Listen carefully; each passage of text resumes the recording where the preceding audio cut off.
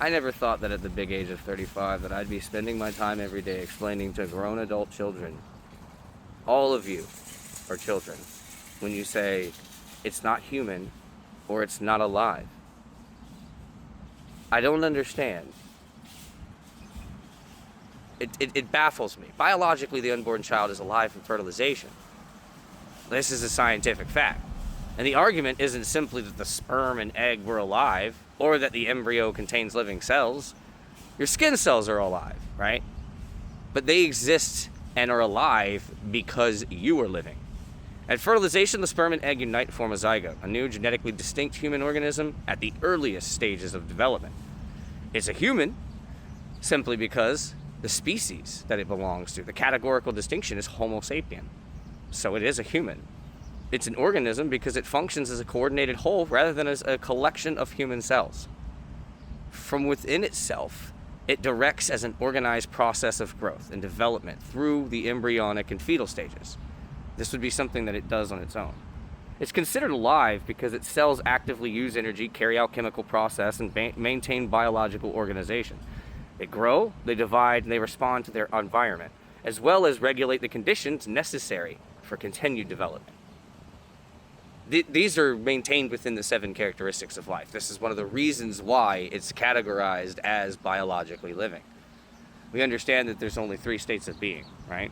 Living, dead, and inanimate. Something that's alive can only die. After it dies, you can make it into something that's inanimate, but something that's inanimate can never be living or dead.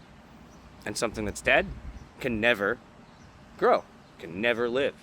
Dependence doesn't mean something isn't alive. An embryo depends on its mother's body for oxygen, nutrients, and protection, just like the newborn depends on the people around them, right?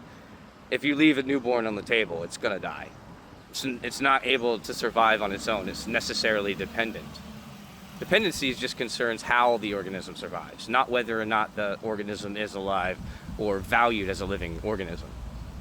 So when anyone says bacteria is alive too, that doesn't answer or object to the argument. The claim isn't that the embryo is alive. The claim is that the embryo is a living human organism, distinct, right?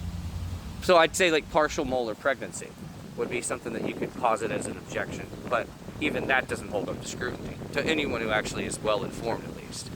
The real disagreement is actually about personhood. When people are actually asking whether the unborn is alive, what they actually mean is it conscious? Is it sentient? Does it have desire, self-awareness, rights, or moral value? These are all philosophical principles, right? Essentially asking about personhood. They aren't actually testing whether or not biologically the human is alive. Biology answers what the unborn child is, a living human organism. Philosophy and ethics are just asking whether a human organism should be recognized as a person and protected morally. Those questions shouldn't be confused.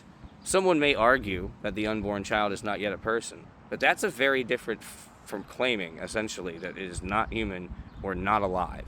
So can we stop conflating these two things and start being intellectually honest, please?